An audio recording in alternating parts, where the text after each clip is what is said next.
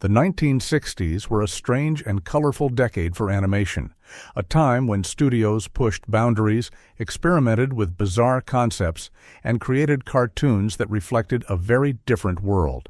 Some were funny, some were questionable, and others were outright shocking by today's standards. These forgotten shows shaped Saturday mornings, but in today's climate, they'd never make it on air again. Number 20. The Mighty Hercules, 1963. When The Mighty Hercules first hit television in 1963, it was marketed as a thrilling animated series for kids. But behind the bright colors and catchy theme song was a cheaply made cartoon riddled with cultural and historical missteps. Produced in Canada, the show attempted to retell Greek mythology, but did so with little care for accuracy. Characters were stripped of their mythic weight and turned into one-dimensional figures. The animation was limited, the storytelling formulaic, and the voice acting often unintentionally comedic. Still, children of the 1960s tuned in, humming along to its famous jingle. Today, however, the cartoon's portrayal of Greek heroes and villains would likely be mocked for its stereotypes and lack of respect for ancient culture. Its budget shortcuts also revealed the television industry's growing obsession with quantity over quality in children's programming. Though fondly remembered by some for its nostalgia, The Mighty Hercules is largely forgotten today, and in an era where mythology is handled with greater sensitivity and care, it's doubtful a show this clumsy would survive a single season. Number 19. Batfink, 1966. Your bullets cannot harm me, my wings are like a shield of steel. With that catchphrase, Batfink attempted to parody the Batman craze of the 1960s. Created in 1966, the cartoon featured an anthropomorphic bat superhero who fought criminals with gadgets and his metallic wings. While intended as satire, it leaned heavily on stereotypes that haven't aged well. Villains were drawn with exaggerated features, often echoing offensive caricatures of ethnic groups. The humor, meant to be slapstick, often veered into mockery. Production was also rushed, leading to crude animation that paled in comparison to its contemporaries. Despite its flaws, the show ran for 100 episodes, demonstrating just how hungry networks were for quick superhero knockoffs during the Batman boom. Today, Batfink is largely remembered as a cult oddity, but its heavy reliance on broad stereotypes and lazy gags would never pass modern scrutiny. In an age where parody requires nuance, this 1960s relic shows just how careless studios could be when chasing trends. Number 18. The Beagles, 1966. Capitalizing on the Beatles' international success, The Beagles was a Saturday morning cartoon featuring two dog characters, Stringer and Tubby, who formed a band.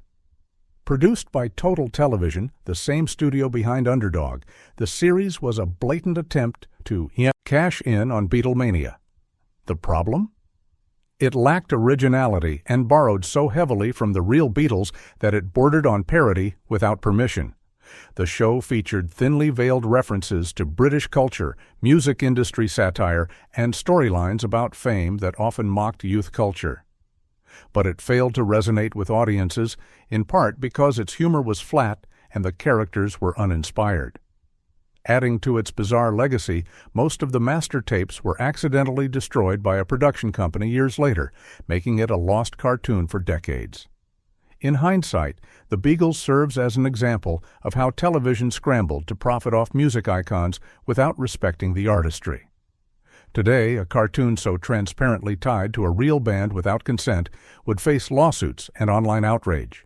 Its forgotten status is proof that cash-grab cartoons rarely stand the test of time. Number 17. The New Adventures of Huckleberry Finn, 1968. One of the strangest hybrids of the decade, The New Adventures of Huckleberry Finn combined live action and animation. Debuting in 1968, it followed Huck, Tom, and Becky as they stumbled into different animated worlds. While visually groundbreaking, the series carried with it the baggage of Mark Twain's controversial legacy. Many storylines glossed over the darker realities of Twain's original works, particularly their depictions of race and American history. Instead, the series transformed Huck and Tom into sanitized adventurers, stripped of their cultural weight. Some of the animated villains leaned into racial caricatures that are now deeply uncomfortable to watch. Despite its ambition, the show lasted only one season, though reruns lingered for years. Its innovative blending of formats influenced later works, but its careless approach to sensitive material makes it a relic that would never pass modern standards. Number 16. Space Angel, 1962. Space Angel stands out not for its storytelling, but for its bizarre production technique. Produced by Cambria Studios, the show used Synchrovox, a process where real human lips were superimposed over static cartoon faces. The result was eerie, even unsettling, as animated characters spoke with uncanny realism. The series followed Scott McCloud, a heroic space pilot, and his crew battling cosmic villains. While it aimed to capture the excitement of space exploration, the animation shortcuts and stiff dialogue left audiences divided. More troubling were its depictions of foreign villains, which often mirrored Cold War anxieties. Russians, Asians, and other enemies were portrayed as cartoonish threats in a way that now feels jingoistic. Though fondly remembered by fans of obscure animation, Space Angel represents an era when fear of the other dominated children's entertainment. Its crude animation and propagandistic undertones would be criticized heavily today, leaving it firmly in the category of forgotten relics. Number 15. The Funny Company, 1963. In 1963, The Funny Company premiered as a quirky mix of humor and educational content. It followed a group of children running their own club, solving problems, and presenting cartoon segments. On the surface, it seemed harmless, a light-hearted Saturday morning diversion. But under closer inspection, the show reveals the growing push in the 1960s to sneak educational messaging into children's programming in ways that now feel outdated. Episodes featured live-action inserts with real people explaining science, geography, and even culture.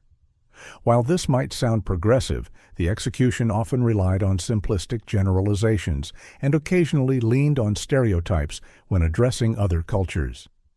These portrayals, intended as teaching moments, can be cringeworthy today. For instance, segments about foreign customs were often exaggerated or presented with cartoonish visuals that trivialized entire cultures. The humor itself was tame, sometimes bordering on dull, which caused children to tune out quickly. Still, the series left its mark by foreshadowing the blend of entertainment and education that would later dominate shows like Sesame Street. Yet while Sesame Street embraced inclusivity and authenticity, The Funny Company stands as a reminder of how easily good intentions can become awkward caricatures. Today, it's largely forgotten, remembered only by collectors of vintage television. Its outdated style of teaching through comedy would never hold up in modern children's programming, where accuracy, sensitivity, and engagement matter more than rushed half-educational skits. Number 14. Linus the Lionhearted, 1964. At first glance, Linus the Lionhearted was just another colorful cartoon of the 1960s, with a friendly lion leading an ensemble of animal characters through comedic adventures. But the show carried a controversial twist. It was directly tied to advertising. Linus wasn't just a cartoon hero, he was the mascot of General Foods' Post-Crispy Critters cereal. This meant every episode functioned as a half-hour commercial aimed squarely at children. The Federal Communications Commission eventually banned the practice of blending advertising and entertainment so blatantly, making Linus the Lionhearted an early casualty of tightening regulations. Beyond the ethical concerns, the cartoon itself leaned heavily on tired stereotypes, with supporting characters like Sohai, an Asian boy depicted in broad, offensive strokes. The show ran from 1964 to 1969, but reruns were pulled once rules against character-driven advertising took effect. In hindsight, it highlights how the 1960s often blurred the lines between programming and marketing, creating content designed less for storytelling and more for selling sugary cereal. Today, Linus the Lionhearted serves as both a relic of advertising excess and a cautionary tale about exploiting children's television. While Linus himself remains a nostalgic memory for some, the series is a clear example of a show that could never air in our era of strict rules about marketing to kids. Number 13. Go, Go Gophers, 1966. One of the most controversial cartoons of the 1960s, Go Go Gophers, debuted in 1966 as part of The Underdog Show. It featured two Native American gopher characters, Ruffled Feather and Running Board, who constantly outwitted bumbling U.S. Army officers. While marketed as comedic parody, the series leaned heavily into offensive caricatures of Native Americans. The characters' broken English, exaggerated accents, and stereotypical behavior reduced them to punchlines. Meanwhile, the white authority figures were portrayed as foolish but ultimately harmless, reinforcing the era's casual dismissal of indigenous culture. At the time, some audiences found the cartoon funny, but by today's standards, it is shockingly insensitive. The show's simplistic storytelling also failed to engage with the real history it drew inspiration from, the violent displacement of native peoples. Instead, it turned centuries of conflict into slapstick gags. Though it only produced 48 shorts, reruns aired into the 1970s, ensuring its problematic stereotypes reached multiple generations. In modern times, Go Go Gophers is often cited as one of the worst examples of racial insensitivity in children's programming.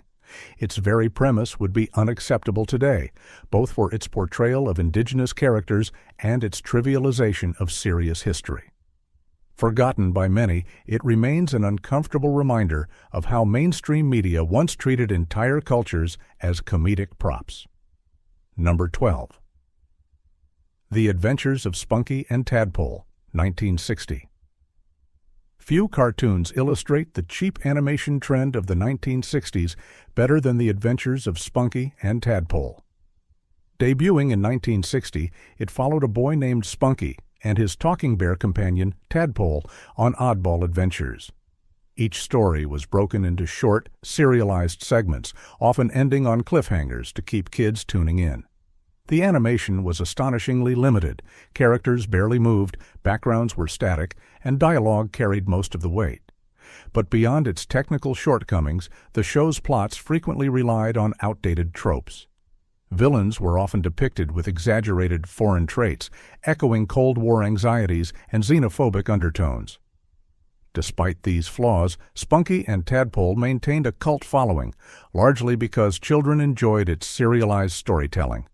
But in retrospect, its reliance on stereotypes and its painfully cheap production make it a prime example of content that would never survive today's scrutiny. The series quietly vanished by the mid-1960s, overshadowed by more polished cartoons. Yet it remains a fascinating case study in how television animation was often produced on a shoestring budget, with little thought to cultural sensitivity. In today's climate, where both representation and quality matter, a show like Spunky and Tadpole would never make it past a pilot episode. Number 11. Calvin and the Colonel, 1961. Loosely inspired by the beloved radio show Amos and Andy, Calvin and the Colonel premiered in 1961 as an attempt to adapt those characters into animals. Calvin was portrayed as a shrewd fox, while Colonel was a bumbling bear. On the surface, the show tried to avoid controversy by replacing the original human characters with animals. But audiences quickly recognized the recycled personalities, accents, and mannerisms. The series fell into the same traps as its inspiration, leaning on stereotypes and caricatures that reinforced harmful tropes. While creators defended the choice of animals as harmless fun, the subtext was impossible to miss. Critics of the era pointed out its lack of originality, while modern viewers see it as a thinly veiled continuation of outdated racial caricatures. The show only lasted one season, reflecting its uneasy reception. However, it has become infamous as an example of how Hollywood tried to dodge accountability by disguising offensive portrayals under a cartoon veneer. Today, Calvin and the Colonel is remembered not for its humor, but for its failure to reckon with a painful history of representation in entertainment. Number 10. The Adventures of Sir Prancelot, 1969. Produced in Britain, The Adventures of Sir Prancelot attempted to ride the wave of medieval comedies while sneaking in light educational lessons about history. The show followed the bumbling knight Sir Prancelot, his loyal squire, and a group of eccentric companions as they embarked on clumsy adventures.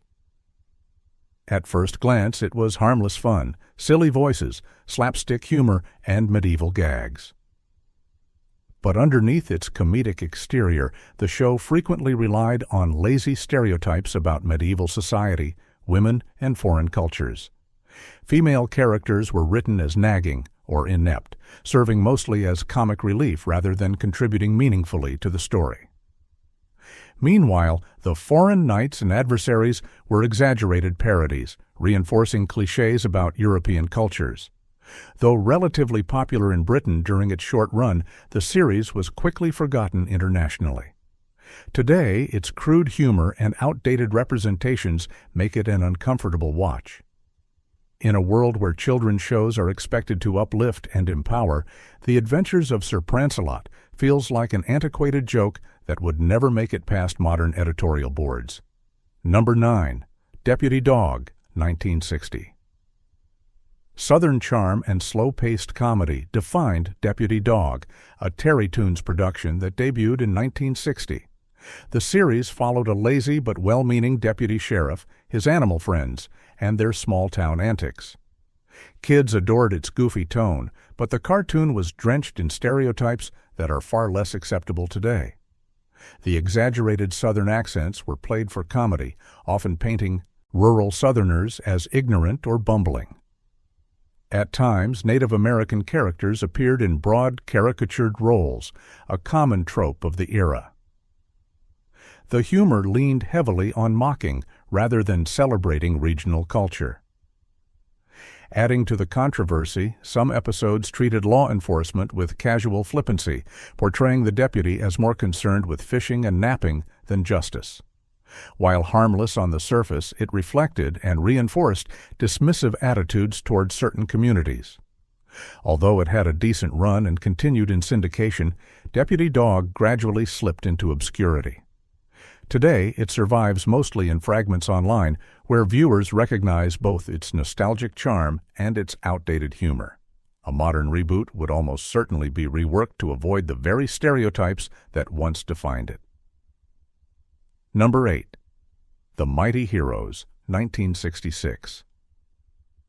In 1966, the Mighty Heroes brought together a team of 5 costumed heroes: Rope Man, Strong Man, Tornado Man, Cuckoo Man, and Diaper Man. On paper, it was a parody of superhero teams, poking fun at the growing wave of comic book-inspired characters. But its execution was as strange as its premise. The most infamous member of the team was Diaper Man, a baby in a superhero costume, complete with a bottle as a weapon. Though intended as absurd humor, modern audiences would see it as a questionable character concept that trivialized both childhood and heroism. Meanwhile, the other characters often embodied stereotypes: Rope Man with exaggerated cowboy mannerisms, or Cuckoo Man's unhinged behavior, which was played for laughs at the expense of mental health. Despite limited animation, the series became a cult favorite, airing alongside Mighty Mouse. Yet its parody lacked the subtlety and sophistication that modern satire demands. Instead of clever commentary, it relied on bizarre visuals and stereotypes that haven't aged well. Today, The Mighty Heroes remains a quirky footnote in animation history, remembered fondly by some but recognized as the kind of show that simply couldn't be produced for children in a more thoughtful era. Number 7. Cool McCool, 1966. A mix of spy parody and slapstick comedy, Cool McCool was clearly influenced by the popularity of James Bond and Get Smart. Created by Batman co-creator Bob Kane in 1966, the series followed a secret agent whose incompetence constantly got him into trouble. While its jazzy theme and colorful villains gave it flair, the show leaned too heavily on stereotypes that haven't stood the test of time. Villains often represented foreign threats, echoing Cold War paranoia with exaggerated accents and cultural caricatures. Female characters were almost always depicted as helpless or manipulative, reinforcing outdated gender roles. The humor was broad, with McCool's bumbling often played against exaggerated foreign adversaries in ways that border on offensive today. Despite its short run, Cool McCool influenced later spy spoofs, but its dated humor and questionable portrayals make it a relic rather than a classic. Modern spy parodies, like Austin Powers, demonstrate how satire can be self-aware and playful. Cool McCool, by contrast, is remembered as clumsy and careless. In today's television climate, where sensitivity and wit are expected in equal measure, Cool McCool would be quickly dismissed as tone-deaf. Number 6. The Atom Ant Secret Squirrel Show, 1965. Hanna-Barbera's The Atom Ant/Secret Squirrel Show paired two distinct cartoons in one package. Atom Ant was a pint-sized superhero, while Secret Squirrel was a trench-coat-wearing spy. Both captured the mid-1960s obsession with superheroes and espionage, but both also contained material that hasn't aged gracefully. Atom Ant's adventures leaned heavily on exaggerated portrayals of villains, many of whom echoed Cold War fears with cartoonish accents and foreign traits. Meanwhile, Secret Squirrel embodied the spy craze but often relied on bumbling sidekicks and femme fatale characters that reinforced gender stereotypes. The animation was quick and inexpensive, the jokes broad, and the cultural references unmistakably tied to their era. While kids adored the characters at the time, modern audiences would likely critique the show for its simplistic reliance on stereotypes and shallow storytelling. Despite these flaws, Atom Ant and Secret Squirrel remained cultural icons for years, appearing in later Hanna-Barbera revivals. Still, the original 1960s versions highlight how entertainment of the time often blurred parody and insensitivity. Today, their earliest episodes feel more like dated artifacts than timeless classics. Number 5. The Banana Splits Adventure Hour, 1968. Part live action, part animation. The Banana Splits Adventure Hour was a wild experiment from Hanna-Barbera that debuted in 1968. The show featured 4 costumed animal band members, Fleagle, Bingo, Drooper, and Snorky, performing slapstick comedy, musical numbers, and introducing serialized cartoons within the hour-long block. At the time, kids loved the surreal humor and catchy theme songs. But the animated shorts often contained outdated portrayals of villains and side characters, relying on lazy stereotypes for easy laughs. The costumed antics themselves, while colorful, often included violence that would raise eyebrows today, especially in programming for children. Behind the scenes, the show was designed largely as a marketing machine, with toys, records, and merchandise flooding stores. While it succeeded as a pop culture fad, critics later pointed out that it blurred the line between entertainment and advertisement. Today, the Banana Splits is remembered nostalgically by some, but its frantic blend of merchandising, slapstick violence, and dated stereotypes makes it unlikely to ever be recreated in the same way. Ironically, the characters were revived decades later in a horror-themed film, proof that their legacy is stranger than anyone could have predicted. Number 4. Milton the Monster, 1965. Milton the Monster premiered in 1965, presenting a friendly Frankenstein parody created from 6 drops of essence of terror and 5 drops of sinister sauce, with 1 accidental extra drop of tenderness. The result was a bumbling, kind-hearted monster who contrasted with his spooky surroundings. While charming in concept, the series leaned on Gothic stereotypes and exaggerated ethnic caricatures for its villains. Foreign-accented mad scientists, spooky stereotypes of Eastern Europeans and over-the-top villains carried most of the humor. These portrayals, acceptable at the time, now come across as shallow and insensitive. The animation was limited, and the humor often repeated itself, but children enjoyed the contrast of Milton's sweetness with his eerie world. The show ran for one season, but reran into the late 60s, influencing later funny monster comedies like The Munsters and Casper and the Angels. Today, Milton the Monster is remembered as quirky and harmless, but much of its humor was rooted in stereotypes that would never fly on modern children's television. What seemed spooky and silly then now feels outdated, relegating Milton to the dustbin of cartoon history. Number 3. Roger Ramjet, 1965. Roger Ramjet debuted in 1965 as a patriotic superhero parody. With his nasal voice and pill-popping superpowers, Roger was a bumbling do-gooder who constantly bungled his missions. The show aimed to lampoon superheroes and American bravado, but its execution often veered into questionable territory. The villains were frequently caricatures of foreign powers, reflecting Cold War paranoia.